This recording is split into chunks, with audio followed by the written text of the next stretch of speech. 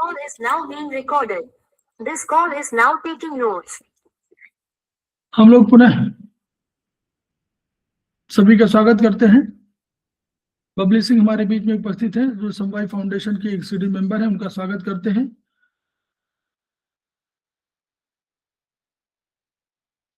हेमंत जी अभी ज्वाइन किए थे, चले गए क्या?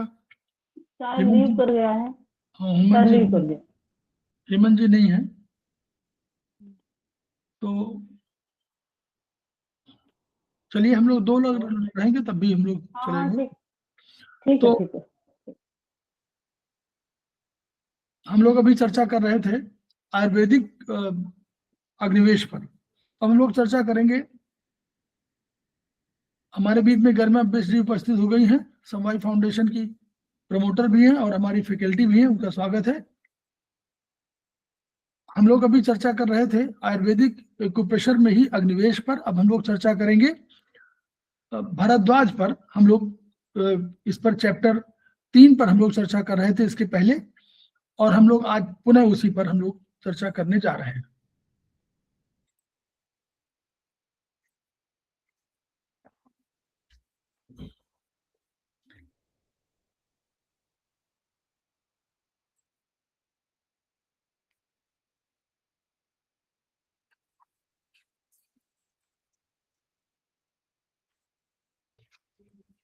हम लोगों ने इसमें बात किया था, जो उंगली घुमाकर वो जो इस ट्विस्टिंग के माध्यम से जो उपचार था, तो उस पर हम लोग चर्चा कर रहे थे। उंगली घुमाकर पंच प्रभावित तत्व का निर्धारण, और ये हम लोगों ने चर्चा में लिया था, उसको ट्विस्टिंग का पूरा बताया था। और हम लोगों ने 3 द्रव्यों पर इसमें चर्चा कर लिया था। हम लोग चौथे द्रव्य पर आ रहे थे।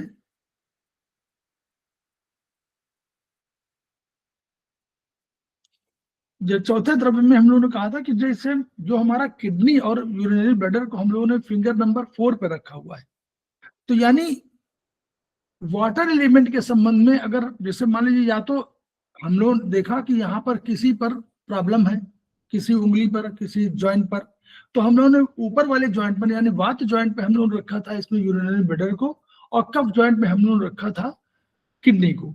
तो यानी अगर कभी इनकी कोई समस्या हो तो हम लोग इसको, या पैर में हम लोग करस्पॉन्ड वैसे ही, तो हम लोग इन पे उपचार का कर सकते हैं। अब कैसे हम लोग घुमाया, एक तो ये उपचार, दूसरा हम लोगों ने इसमें मेथी पट्टी बांध दिया, तो हम लोग इसके दूसरे ढंग से उपचार हम लोग कर सकते हैं। किडनी की कोई भी समस्या होगी तो इस पर हम लोग उस पर उपचार कर सकते हैं। प्लस हमारा और क्या पॉइंट है, हम लोगों ने जो अपने पेज नंबर 38 में जो हम लोगों ने दिया था, हम लोगों ने देखा था कि रस से संबंधित टंग भी है। तो हम लोगों ने टंग को सबको हम लोग रखा था बीच में, यानी पित्त जॉइंट में हम लोग रखा था। तो ज्ञानेंद्री, कर्मेंद्री और कोई भी एनर्जी सिस्टम, कोई भी एनर्जी, कोई भी होल, वो सब हम लोगों ने रखा हुआ है। कहाँ पर? बीच के पित्त जॉइंट में। ऊपर वाले दोनों जॉइंट में हम लोग रखा हुआ क्या? ऑर्गन। और इस वाले पर ऑर्गन कौन रखा हुआ? ऑर्गन जो हमारा यांग ऑर्गन है, या जो हमारा विशेष ऑर्गन है। विशेष ऑर्गन हम लोग मानते हैं जैसे किडनी और यूबी के, उसमें यूबी हमारा विशेष ऑर्गन है। सामान्य किडनी सामान्यतः काम करती रहती है लगातार, इसे सामान्य है।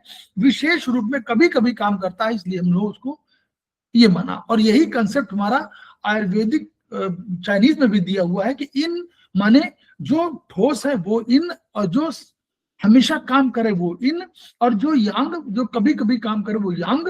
और यही प्रोफेसर पारदेवो ने माना, उन्होंने कहा कि होमो हेट्रो, जो एक्सपेंशन वाला हो वो वाला हमारा यांग है, और मतलब हेट्रो है, और जो हमारा कॉन्ट्रैक्शन वाला है वो हमारा होमो है। इस रूप में जो नीचे वाली उंगली पर रखे गए हैं उनकी देखिए हॉरिजॉन्टल जाती है, ऐसे हॉरिजॉन्टली, और ये जो है वर्टिकल, ऊपर वाले का वर्टिकल जाता है। तो उसी लिए जीवा को हम लोगों ने माना सारे एनर्जी सिस्टम इनको रखा। टंग, अगर टंग में कोई प्रॉब्लम है, लाल हो रही है, कुछ हो रही है, तो यानी टंग में छाले हुए हैं, तो भी आपको टंग को भी करना है। टंग को करिए, और टंग में क्या करिए? मेथी पट्टी बांध दीजिए, उसको ट्विस्टिंग करिए। फिर अब आंख के लिए कहा था, हम लोगों ने लेफ्ट में आंख आई, जहां हम लोग ऑर्गन पे, देखिए एक हमारा सेंस ऑर्गन, यही डिफरेंशिएट करना चाह रहा हूं, बता रहा हूं। कंसेप्ट ये है कि जो हमारी सेंस ऑर्गन है वो हमारी कहाँ है? सेंस ऑर्गन हमने कहा था फिंगर नंबर 3 है। क्यों? हमने कहा था आकाश, वायु, अग्नि, यहाँ पर अग्नि है। अग्नि माने रूप, रूप माने आंख। तो जब आंख में कोई दिखाई नहीं पड़ रहा हो, आंख की एनर्जी के संबंध में कहीं प्रॉब्लम आ रही हो, आंख से कम दिखाई पड़ रहे, आंख में फ्लोटर्स आ रहे हो, ये ऐसी प्रॉब्लम हो, तो हमारी किसमें फिंगर नंबर 3 में ट्रीटमेंट करना चाहिए, पित्त ज्वाइंट में। लेकिन हमने कहा रखा है कि होल, आंख का होल भी रखा हुआ, तो लेफ्ट और राइट होल, यानी एक लेफ्ट और एक right. Right I finger number 4, left I finger number 3। तो जब अगर आई में ये ऐसी प्रॉब्लम, मान लीजिए बिल्ली हो जाए, तो बिल्ली जो हुई है वो किसी फंक्शनल की वजह से नहीं हुई है, तो हम बिल्ली का उपचार अगर करेंगे तो दाहिने आंख में, दाहिने आंख में बिल्ली है तो दाहिने आंख में करेंगे। लेकिन यदि हम अगर दाहिने आंख से कम दिखाई दे रहा है तो भी हम लेफ्ट इसमें करेंगे। ये सही है? बोलिए, समझ में आया? Yes sir. हेमंत सिंह जो ज्वाइन कर रही है, हेमंत सिंह का स्वागत है। तो हेमंत सिंह, कोई प्रॉब्लम? समझ में आया? Yes sir, clear. Babli Singh बोलिए। आया समझ। हाँ, हेमंत सिंह समझ Yes, रहे हैं? sir. मेरा कहना दो चीजें हैं, एक आंख के होल और एक आंख का ज्ञानेंद्र, ज्ञानेंद्रिय माने जो ज्ञान से संबंधित कोई काम हो। ज्ञान माने देखना। कोई जो नर्व की कोई प्रॉब्लम हो, वो कहे कोई नर्व की प्रॉब्लम है, डॉक्टर ने मान लीजिए एलोपैथ ने कह दिया कि नर्व की प्रॉब्लम है, तो नर्व की प्रॉब्लम के लिए ये पॉइंट, ये नहीं, नॉट दिस फिंगर, चाहे राइट हो चाहे लेफ्ट हो, तब इसमें यूज करिए। क्योंकि सिद्धांत को ना मत छोड़िए, सिद्धांत को मत छोड़िए, सिद्धांत पहले यही है। अब वो हमारा इसमें जो लिखा हुआ है, इसमें हम लोग विशिष्ट रूप और सामान्य विशिष्ट के उदाहरण ले रहे हैं, लेकिन ये पॉइंट नहीं है। पॉइंट ये है कि ज्ञानेंद्रिय हम लोग कहाँ रखा हुआ है, ज्ञानेंद्रिय रखा हुआ है हमने, इससे मैं थोड़ा डिफर कर रहा हूं इस वाले पॉइंट पे कि ज्ञानेंद्रिय हमने रखा हुआ, यहाँ ज्ञानेंद्रिय को नहीं शिफ्ट किया हमने। जब हमने कहा है as I as a whole, nose as a whole, ear as a whole, वो हमने शिफ्ट किया है लेफ्ट और राइट। तो यानी अगर आंख में कोई प्रॉब्लम ज्ञानेंद्रिय के संबंध में है तो आपको लेफ्ट आई ही ट्रीट करना है।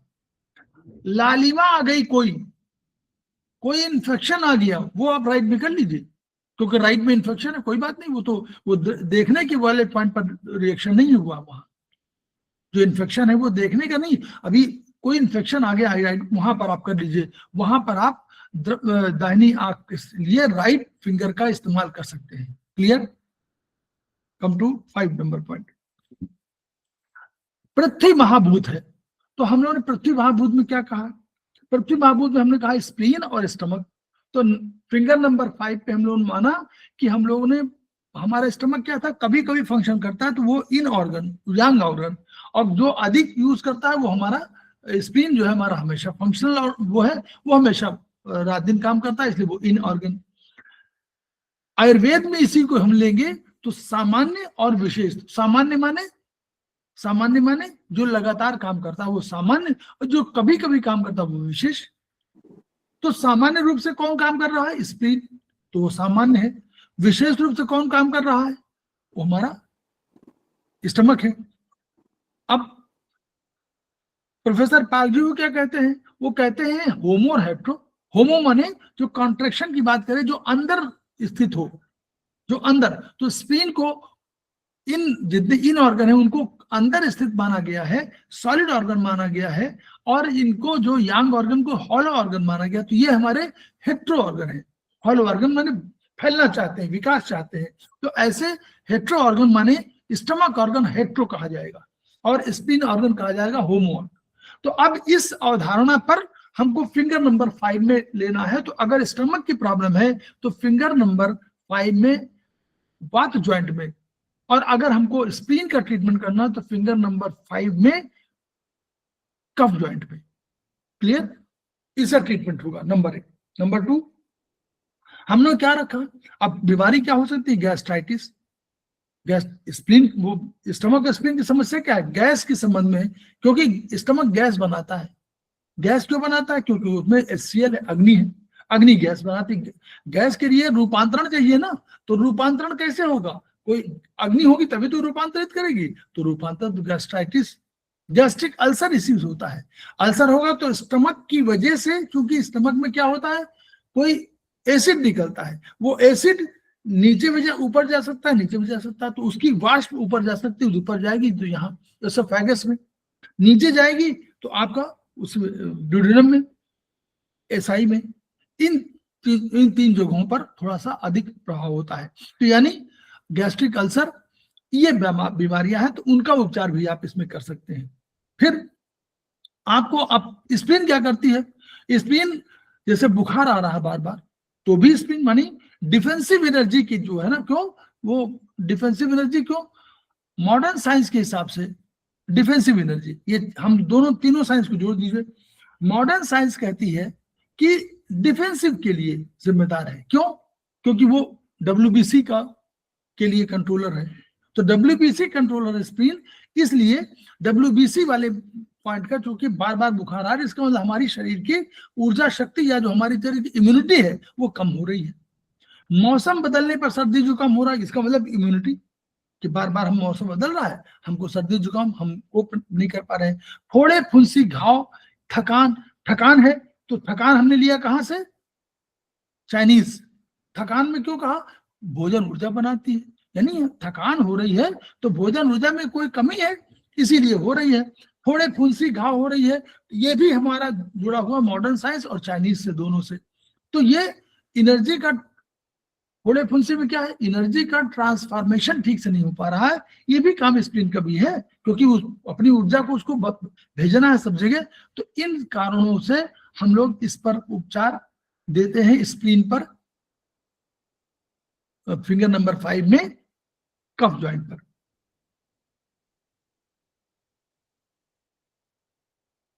रक्त विकार, रक्त विकार भी क्यों, क्योंकि रक्त को, RBC को मारने का काम भी इसी का है, WBC को संरक्षण देने का काम इसी का है, इसलिए इनको रक्त विकार वगैरह में हम लोगों ने इसको माना है। और भी क्या है, फिंगर नंबर, इसमें हम लोगों ने कहा गंध, शब्द, स्पर्श, रूप, रस, गंध, 5वां गंध है। तो गंध माने, गंध माने कोई भी गंध की समस्या हो, तो गंध माने नाक, नाक की कोई समस्या, नाक बह रही हो, मांस बढ़ रहा हो, हड्डी टेढ़ी हो रही है, साइनोसाइटिस हो रही हो, यानी साइनस, तो इस उंगली पर उपचार हमको देना है पित्त ज्वाइंट पर, नाक पित्त ज्वाइंट पर है। नाक से गंध कम सुनाई, कम समझ में आ रही है तो भी इसी दीजिए, क्यों, ये ज्ञानेंद्रिय भी है, ठीक है, ये ज्ञानेंद्रिय है। तो यानी आपको अगर गंध पता न चल पा रही हो, गंध समझ में न आ रही हो, तो दोनों दशाओं में आप इस पर आप कर सकते हैं। अब राइट नॉस्ट्रल में आपको थोड़ा सा अंदर से फुड़िया फुंसी हो गई, तो आपको राइट में ये है, और लेफ्ट में हो गई तो लेफ्ट में ये है, यहां पर उपचार देना चाहिए फिंगर नंबर 6 में। लेकिन नॉर्मली आपको जहां ज्ञानेंद्रिय की बात हो वहां फिंगर नंबर 5 में उपचार दीजिए, फिंगर नंबर 6 में तब दीजिए जब आपको। दूसरा, हड्डी, हम लोग का बोन भी इसी में रखा हुआ, फिंगर नंबर, इसमें हमने फिंगर नंबर 5 में बोन रखा हुआ है, तो फिंगर नंबर 5 में बोन में भी कोई प्रॉब्लम आ रही हो तो हम लोग पित्त ज्वाइंट पर ट्रीटमेंट करेंगे। क्लियर हेमंत जी, क्लियर? Yes sir. ठीक, जी सर। द्रव्य संख्या 6। अब यहां से हम लोग शुरू हो गए, अब यहाँ भौतिक खत्म हो गया, अब हम पराभौतिक शुरू हुआ। अब पराभौतिक में हम लोग आगे बढ़ने लगे, तो द्रव्य संख्या 6 में हम लोगों ने क्या रखा, काल को रखा है। काल की अवधारणा का कंसेप्ट ये है कि जो चीजें प्रकृति से हमको जानकारी के रूप में मिलती है वो काल के माध्यम से मिलती है। हम कहते हैं सर्दी आ गई, हम कहते हैं बारिश आ गई, हमने हो गया, अचानक बारिश हो गई, गड़गड़ाने लगे, तो हमने कहा समय मौसम बदल गया क्या, ये जो गर्मी आने लगी, अचानक गर्मी बढ़ गई तो युवा कह रहे गर्मी अधिक लग रही है, सर्दी आ गई सर्दी अधिक लग रही है। तो या क्या रात के 8 बज गए या दिन के 6 बज गए या शाम को हो गए, ये जो कंसेप्ट है वो काल के संबंध में है। अब काल की अवधारणा को जब हम लोगों ने मॉडर्न साइंस से जोड़ा, आयुर्वेदिक एक्यूप्रेशर ने जोड़ा ये, तो उसने पाया कि भाई यही अवधारणा जो काल की है वही अवधारणा हमारे साइंस में हमारे नर्वस सिस्टम से है। तो नर्वस सिस्टम को जो पहला भाग था वो हम लोगों ने कहा ब्रेन स्टेम का पहला भाग, this is known as medulla through spinal cord. Nervous system का नीचे का भाग, नर्वस सिस्टम का भाग जो सेंट्रल नर्वस सिस्टम है उसका नीचे का भाग हमारे पास है स्पाइनल कॉर्ड, और जब बीच में आया मेडुला, मेडुला से ब्रेन स्टेम शुरू हुआ। मेडुला सबसे नीचे का वो है, बीच में पोन्स और उसके ऊपर मिड ब्रेन, ये तीन कहलाते हैं, ये तीन मेडुला, पोन्स और मिड ब्रेन कहलाते हैं ब्रेन स्टेम। स्टेम माने तना, तने की तरह काम करते हैं, और ऊपर वृक्ष है पूरा ऐसे करके, और यूं सर है हमारा, ऐसे करके देखिए यूं सर है। तो ये जो नीचे वाला हिस्सा है इसको ब्रेन स्टेम कह दिया गया, ऐसे है, ऐसे ब्रेन हमारा यूं है, ऐसा ब्रेन है, देखिए खोपड़ी है तो खोपड़ी आधारित है इस पर। तो ये जो यहां से जो शुरू हुई तो वो उसको ब्रेन स्टेम कह दिया गया। जैसे वृक्ष होता है, वृक्ष ऐसे होता है ना, नीचे जाता है फिर वो फैल जाता है, वैसे ही ब्रेन स्टेम की तरह हुआ। तो ब्रेन स्टेम का भाग हुआ नीचे मेडुला। तो मेडुला को और स्पाइनल कॉर्ड को इसमें लिया गया, स्पाइनल कॉर्ड को लिया गया वात जॉइंट में, और हमारे मेडुला को लिया गया कफ जॉइंट में, ठीक है, इन ऑर्गन के रूप में उसको, यानी सामान्य विशेष के उदाहरण पर है कि सामान्य है हमारा मेडुला और वो हमारा जो है विशेष है। तो सामान्य की अवधारणा पर आधार पर हम लोगों ने कफ जॉइंट में रखा मेडुला को, और वात जॉइंट में रखा हम लोगों ने किसको, बोलिए फिंगर नंबर 7 वात जॉइंट में कौन है? Spinal cord. Yes, spinal cord, good. अब इसमें हम आगे शुरुआत, यानी कोई हुई स्पाइनल कॉर्ड की कोई प्रॉब्लम होगी, काल की अवधारणा के संबंध में जल्दी होना, देर से होना, कोई भी चीज होगी तो हम लोग इसकी अवधारणा पर ये काम करेंगे। हार्ट की कोई प्रॉब्लम हो, लंग्स की कोई प्रॉब्लम हो तो वो मेडुला से जुड़े हुए हैं, इसलिए उन वहां भी करें। आपको कफिंग सेंटर में कोई प्रॉब्लम हो, कफ में प्रॉब्लम हो, कफ नहीं आ पा रहा हो, स्वेलिंग करने में परेशानी हो, इन सब के लिए आपको मेडुला में आपको ट्रीटमेंट आप दे सकते हैं। हम लोग आयुर्वेद पढ़े हुए हैं, हम लोग चाइनीज भी तो पढ़े हुए हैं, हम लोगों ने मॉडर्न साइंस भी पढ़ा हुआ है, तो मॉडर्न साइंस में लिखा हुआ है कफिंग सेंटर वहां है, स्वेलिंग सेंटर वहां, डिग्युलेशन सेंटर वहां पर है, और जो है वोमिटिंग सेंटर वहीं पर। तो वोमिटिंग हो रही है तो मेडुला, स्वेलिंग में प्रॉब्लम है तो मेडुला, है ना, डिग्युलेशन सेंटर अपने आप बोला जाना चाहिए वहां प्रॉब्लम है तो, यानी इन सब के लिए हमको कहां पर, काल पर ट्रीटमेंट देना है। सेंसेस कम मालूम हो रहे हैं, मेडुला क्या काम कर रहा है, मेडुला सेंस, आपके जो सेंसरी ऑर्गन्स है उनसे स्पाइनल कॉर्ड के माध्यम से लेकर मेडुला जाता है ऊपर, सेरेबेलम वगैरह तब सब चला है वहां जाता है। तो यानी कोई सेंसरी प्रॉब्लम आ रही, यहाँ पर हम सुई चुभोया नहीं मालूम हुई तो भी मेडुला, यहाँ सुबह चुभाया और हमको संवेदना नहीं मिली तो मेडुला पे ट्रीटमेंट, स्पाइनल कॉर्ड मेडुला उस संबंध। तो ये हम लोग को यहाँ पर ट्रीटमेंट हम लोग कर सकते हैं। क्लियर? अब यस सर। अब देखिए, अब और थोड़ा सा ये 6 नंबर बहुत इंपॉर्टेंट है, सर्वाइकल स्पॉन्डिलाइटिस। हम लोग कहते हैं ना कि स्पाइन में, स्पाइनल कॉर्ड में वर्टिब्री है, स्पाइनल कॉर्ड में ना होकर स्पाइन में वर्टिब्री। स्पाइनल कॉर्ड तो नर्वस सिस्टम की है, टिश्यू की है, स्पाइन जो कहलाती है वो स्पाइनल वर्टिब्रल कॉलम कहलाती है। तो वर्टिब्रल कॉलम में वर्टिब्री है, तो वर्टिब्री हमारे 7 ऊपर है, सर्वाइकल। तो अब सर्वाइकल में कोई प्रॉब्लम हो गई है तो हमको तुरंत वहीं से देखना है। ऊपर हमारे देखे कौन है, इस उंगली में देखिए, उंगली नंबर 6 को देखिए, 6 उंगली में ये गर्दन को यूं हिला सकते हैं ना, देखिए यूं भी हिला सकते हैं, यूं भी हिला सकते हैं, इसको हिला सकते हैं ना, ये देखिए ये हिला सकते हैं, नीचे वाले को नहीं हिला सकते, याद करिए। तो अगर हम लोग सर्वाइकल और वर्टिब्री को 3 कॉलम में बांटे, तो जरा आप बांट के देख बताइए, जरा बांटिए जरा 3 में। सर्वाइकल पूरे सर्वाइकल वर्टिब्री को 3 भागों में बांटिए जरा। मुख्य मुख्य भाग कौन कौन भाग आएंगे? ऊपर क्या आएगा? C1 से C7। हाँ, उसमें आएगा सर्वाइकल। बीच में क्या आएगा? thoracic, thoracic. नीचे क्या आएगा? lumbosacral, lumbosacral. यानी अगर 3 मुख्य भागों में बांटे तो ऊपर वाला भाग सर्वाइकल, बीच वाला भाग थोरैसिक और नीचे वाला भाग लंबोसैक्रल। यानी लंबर भी सैक्रल भी सब शामिल, कोसिक्स तीनों शामिल हो गए। 3 मुख्य भाग ये हुए। अब इन भागों के बांटना है हमको अगर ट्रीटमेंट की दृष्टि से। तो अगर हमने फिंगर नंबर 6 में वात जॉइंट में करना हो तो वात जॉइंट में हम लोग को ऊपर आएगा कौन सा नंबर? Cervical, cervical. तो सर्वाइकल का उपचार वात जॉइंट में, थोरैसिक का उपचार मध्य के जॉइंट में, और लंबोसैक्रल का उपचार कफ जॉइंट। क्लियर? एक ये उदाहरण हो गई अगर इस रूप में करें। ठीक, क्लियर हो गया? ठीक है, यानी ठीक है। कमर के निचले भाग में दर्द होने पर आपको क्या करना है? नीचे वाले पर लगाना है। अब एक और उदाहरण, अब देखिए सर्दी है और गर्मी है और बारिश, 3 चीजें हैं। गर्मी में सबसे अधिक प्रभावशाली कौन है? गर्मी में बोलिए, गर्मी में क्या लगता है? बोलिए, गर्मी में भाई बोलिए। हैं? गर्मी लगती है। हीट और बोलिए, हीट के साथ हॉटनेस, विंड। wind, विंड भूल गए?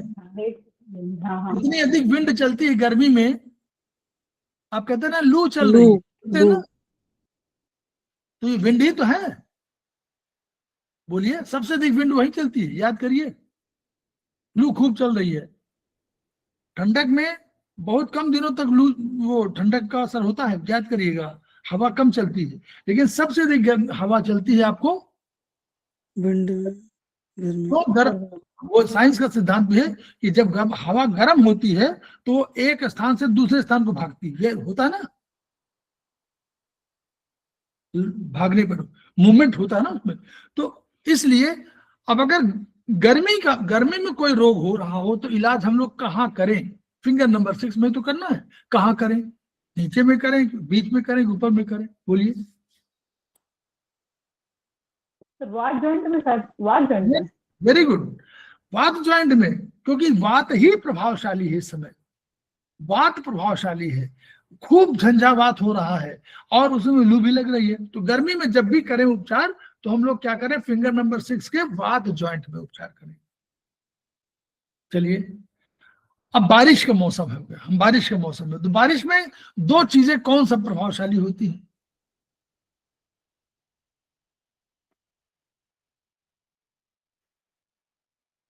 अरे गर्मी में वो बारिश में 2 चीजें कौन प्रभावशाली होती है? बारिश हो रही है तो बारिश बताइए। बारिश माने पहले तो जल, पहले तो जल। बारिश में जल भाई, बारिश बारिश बाने पानी बरस रहा है, और दूसरा पानी बरसा खत्म हुआ, फिर क्या होगा? फिर आप कहते हो करे पानी तो अभी बरसा था लेकिन प्यास बुझी नहीं धरती की, तो क्या आप कहते हो? गर्मी लग रही है। ह्यूमिडिटी, तो यानी गर्मी भी लग रही है और जल भी लग रहा है। अब आप बताइए जरा, कोई हमारे पास ऐसा कोई फोर्स है आयुर्वेद में जो गर्मी और जल को एक साथ रखे? कोई फोर्स है इसी? कोई बल है? कोई ताकत है? 3 ताकत हमारे पास है। एक है वात, एक है पित्त, एक है कफ। हाँ, वात पित्त। नहीं, इसमें गर्मी में गर्मी और जल, यानी 3 और 4। 3 4 3 4 तो पित्त हुआ। अग्नि प्लस जल। 3 1 2 वात, 3 4 पित्त और 4 5 कफ। यही तो है अवधारणा। पित्त वात पित्त कफ की अवधारणा यही तो है। एक दो मिलकर वात की सृष्टि करते हैं, 3-4 मिलकर के पित्त की सृष्टि करते हैं, और 4-5 मिलकर के कफ। जल और पृथ्वी मिलकर के कफ की सृष्टि करते हैं। कफ सरकता है तो सरकना भारी होता है, धीरे धीरे सरकता है, लेकिन सरकन के लिए जरूरी है जल, तो जल सरकाता है। तो जल और पृथ्वी मिलकर के कफ बनाते हैं। जल और अग्नि मिलकर के पित्त बनाते हैं ताकि वो चीजों को पचा दे। और आकाश और वायु मिलकर के वात की सृष्टि करते हैं, जो मूवमेंट वाली झंझावात। झंझावात बोलते हैं नामे, झंझावात, वात उसमें लिखा जुड़ा हुआ झंझावात। तो यानी अगर हमको सर्दी में, अगर गर्मी में करना हो तो ऊपर वाले ज्वाइंट में करें, बारिश में करना हो तो बीच वाले ज्वाइंट में करें, और अगर सर्दी में करना हो तो क्या करें? कफ जॉइंट। क्यों? क्यों? क्यों तो नहीं पता, वो तो आपको बताना सर्दी पड़ेगा। में नहीं, अरे आप देखिए, सर्दी माने फिर वही बात, आप तीनों चीज जोड़िए तो सर्दी माने कॉन्ट्रैक्शन। सर्दी माने, सर्दी में क्या होता है बोलिए? इनके सुकड़ना। यस, चीजें सिकुड़ती हैं, स्क्वीज करती हैं, आपको यूं करते हैं क्या, सिकुड़ जाते हैं। आप भी सिकुड़ते हैं, रजाई में सिकुड़ते हैं, शरीर सिकुड़ता है, ब्रेन सिकुड़ता है, शरीर में जो है मूवमेंट, जो है ब्लड का मूवमेंट, वो धीरे धीरे होने लगता है, सिकुड़ता है। और ये क्या है? ये वाला कौन सा ज्वाइंट है? ये ज्वाइंट बताइए। ये ज्वाइंट का दो रूप है ना। ये ज्वाइंट ये भी सिकुड़ने वाला भी तो बोल रहा है, इन वाला याद करिए। इन माने सिकुड़ना, कॉन्ट्रैक्शन। इन माने सिकुड़ना। तो ये ज्वाइंट भी तो इन का तो पॉइंट है, तो ये इन का पॉइंट है, सिकुड़न हो रही है। तो यानी आपको सर्दी में जब भी सिकुड़न होगी तो आप इस ज्वाइंट पे करिए। तो इस 6 नंबर कुंडली में कितने उपचार हो गए? सर्दी में आपको नीचे करिए, बारिश में बीच में करिए, गर्मी में ऊपर करिए, सर्वाइकल हो तो ऊपर करिए, थोरेसिक हो तो बीच में करिए, लंबोसैक्रल तो नीचे करिए। 3 ये अवधारणा 6 नंबर की। तो इस तरह जितने प्रॉब्लम है ये सब हम तंत्र के माध्यम से क्लियर। अब इसमें और भी है। अब हम लोगों ने कहा था कि ज्ञानेंद्रिय तुम्हारी 5 नंबर पर है, लेकिन अगर छिद्र कोई है, नाक का लेफ्ट छिद्र में कोई फुंसी हो गई तो फिंगर नंबर 6 में आप कर लीजिए। दूसरा, अगर लेकिन जहां नाक सूंघने में कम ज्यादा हो रही हो वहां राइट में ही करिएगा। सूंघने की शक्ति जहां कम हो रही हो वहां फिंगर नंबर 5 में ही करिएगा, 6 में नहीं।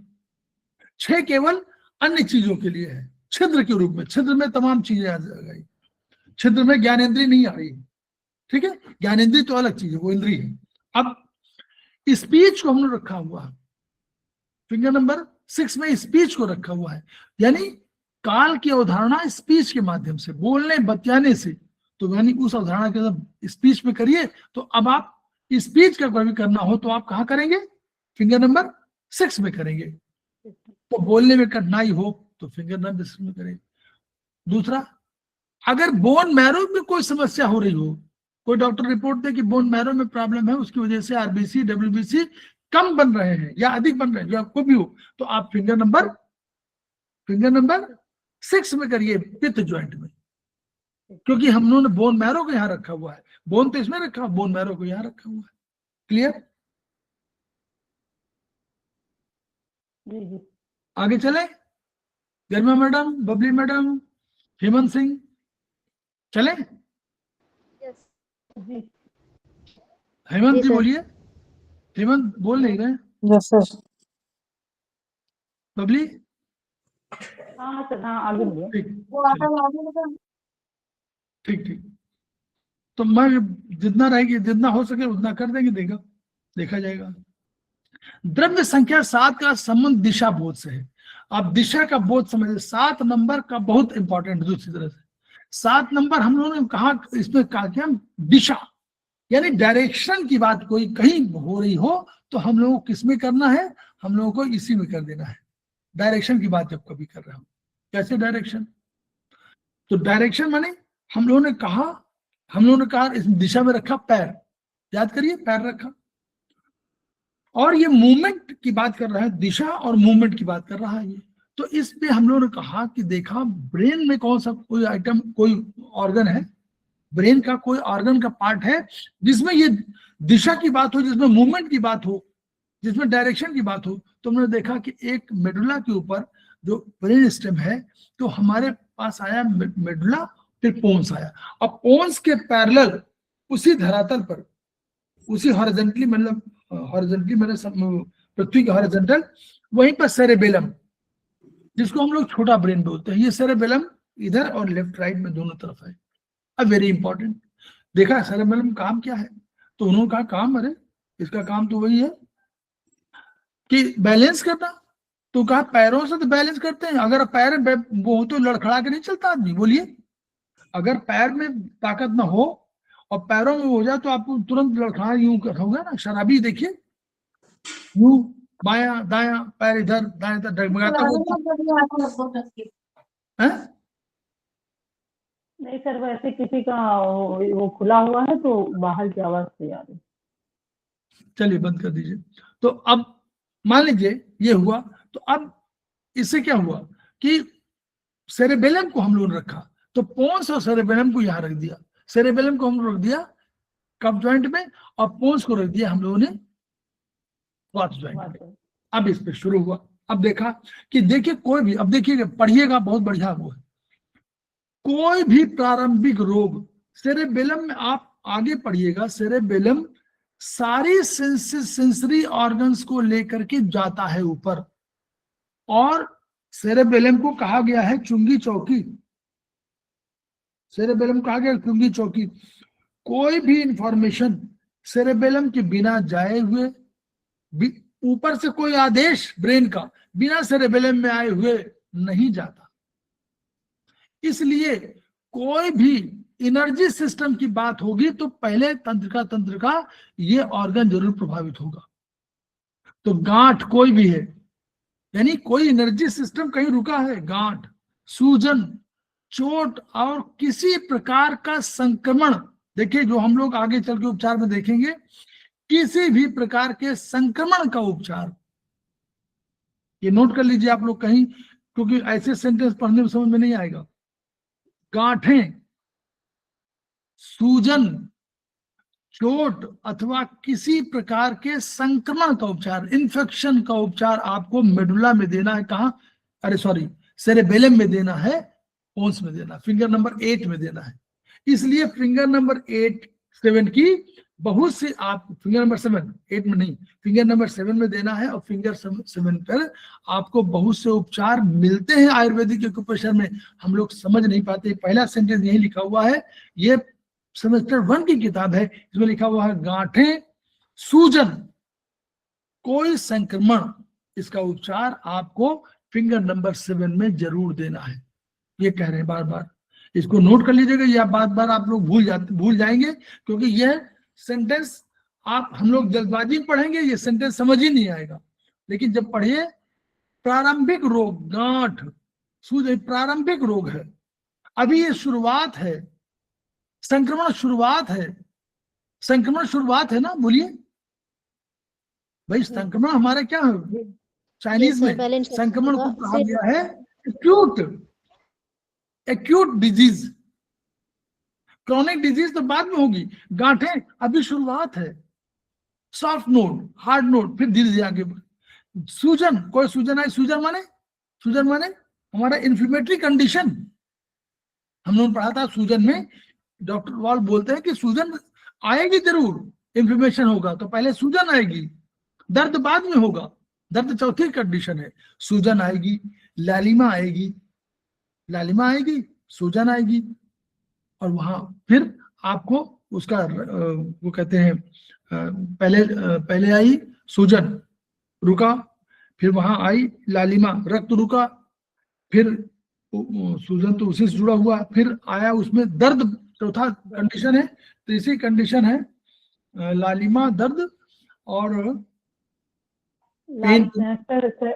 सूजन, लालिमा, फिर दर्द। हाँ, दर्द चौथी कंडीशन है, दर्द। पहली कंडीशन है वहां पर कलर चेंज होगा तो लालिमा हो गई, फिर वहां पर स्वेलिंग हो गई, फिर वहां पर हल्का सा जलन और फिर पेन। तो जलन 3 कंडीशन बाद, अगर दर्द हो रहा है तो 3 प्रारंभिक दशाएं मौजूद है। तो यानी सूजन हुई तो सूजन ये शुरुआती दशाओं में है, इन्फ्लेमेटरी कंडीशन है, इनको एक्यूट डिजीज के रूप में जाना जाएगा।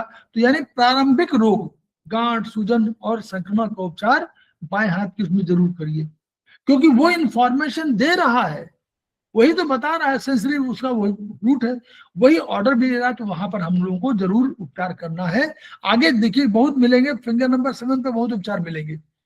फिर आंख, नाक, कान, मुंह, त्वचा को कोई डिसऑर्डर होगा तो भी आपको इसमें करना है। क्यों? अभी हमने क्या कहा, अभी हमने बताया कि ये चुंगी चौकी ग्रुप मशहूर है। चुंगी चौकी क्या होती है आपने देखा है? आप लोगों ने पहले नहीं देखा, अब चुंगी चौकी होती नहीं, पहले चुंगी होती थी, देखा था आपने?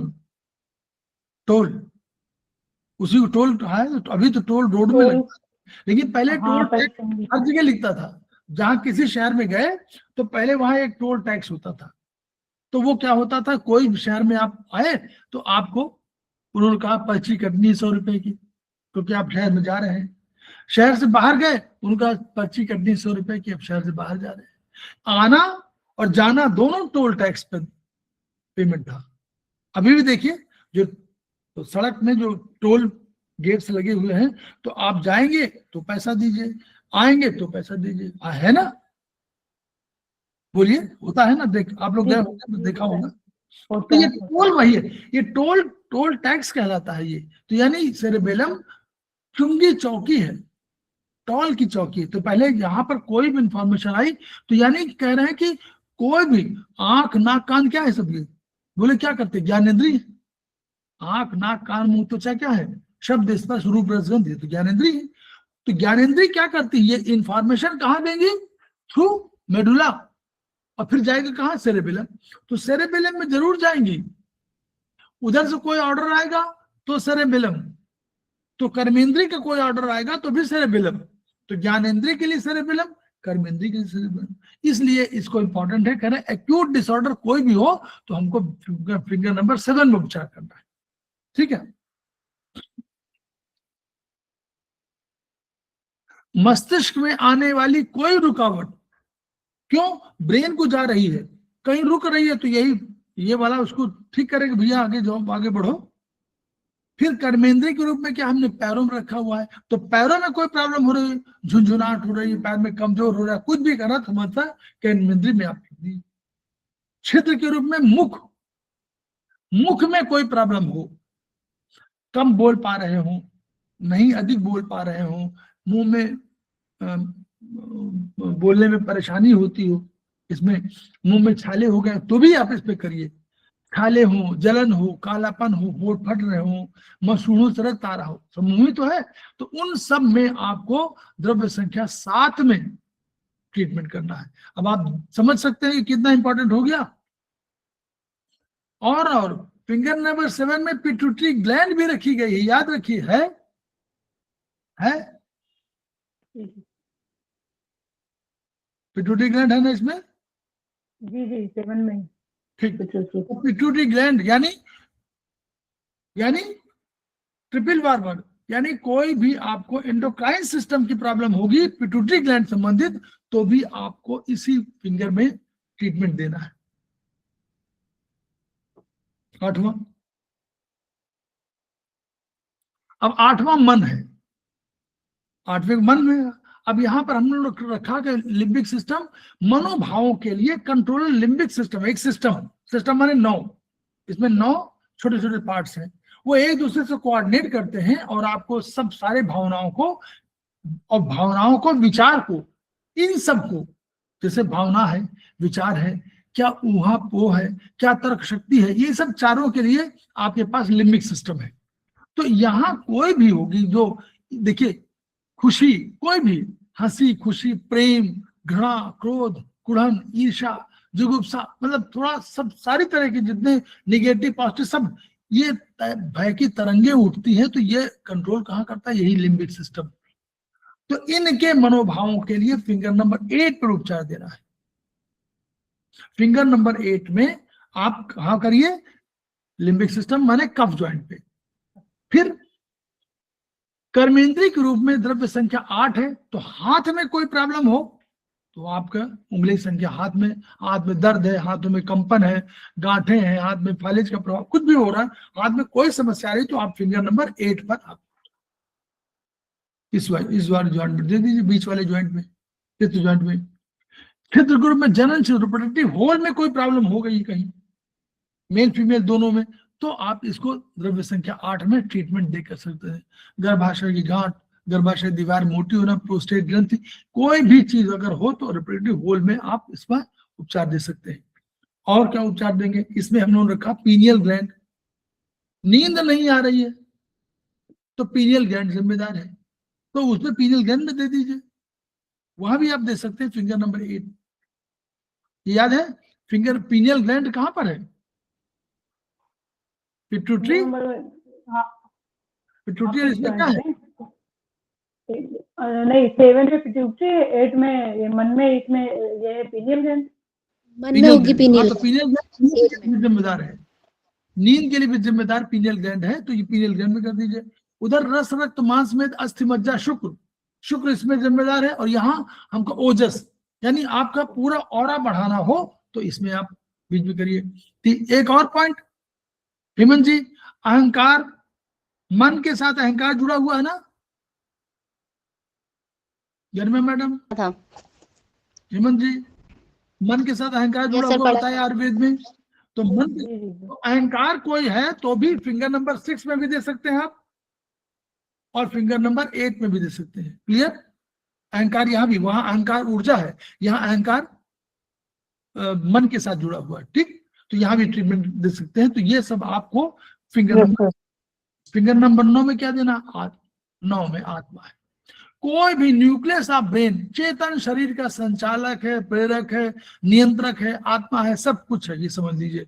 तो ये सबसे बड़ा कोई भी चीज इस पर देना, कहीं आपको लग रहा है कि कोई ऑर्गन नष्ट होने जा रहा है तो 9 नंबर पे जरूर ट्रीटमेंट दे दीजिए, आत्मा, ठीक है। कोई भी किसी भी प्रॉब्लम में कोई मंद बुद्धि हो, कोई चेतना नहीं हो, देखिए ब्रेन ही तो कंट्रोल कर रहा, वो चेतना ज्ञान नहीं हो रहा है ना, वो कहीं भी यूरिन कर दे रहा है, एज छोटा बच्चा नहीं है बल्कि बड़ा हो, तो उसको यानी कहीं स्टूल पास अपने आप हो जा रहा है, यूरिन अपने पास अपने आप हो रहा है, तो यानी 9 नंबर पर आपको कोई समझदारी कमी, हमें समझ विकसित नहीं हुई एज के साथ, तो भी 9 नंबर पर ट्रीटमेंट देना है। मानसिक असंतुलन, मस्तिष्क संबंधित बीमारी, ठीक है। फिर छिद्र के रूप में वहां पर कहीं एनएस में कोई प्रॉब्लम है तो भी, बवासीर है, इन पर उपचार आप कर सकते हैं। कोई बीमारी है वहां की तो उसकी बीमारी भी करिए।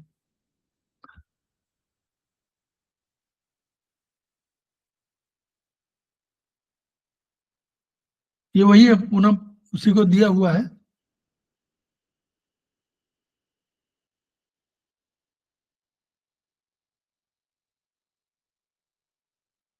अब एनर्जी रेफरेंस हम लोग किसी और से बताएंगे, क्यों कि बता दें भी, बोलिए जैसा कहिए। एनर्जी इन्फ्लुएंस अगर थक गए हो तो बाद में बता देंगे, उसको हम लोग उससे जोड़ देंगे, उस वाले उससे एनर्जी के बाद हम लोग उस पर चले जाएंगे। यस सर, इसे अच्छे से समझा दीजिएगा सर, अच्छे से। हाँ हाँ, वही बात समझा देंगे ताकि जो है आप लोगों को भी समझ में आए, क्लियर नहीं तो बाद में ये हो जाएगा और भारी हो जाएगा थोड़ा सा। तो हम लोग याद क्या करेंगे, खेमका सर को याद करेंगे।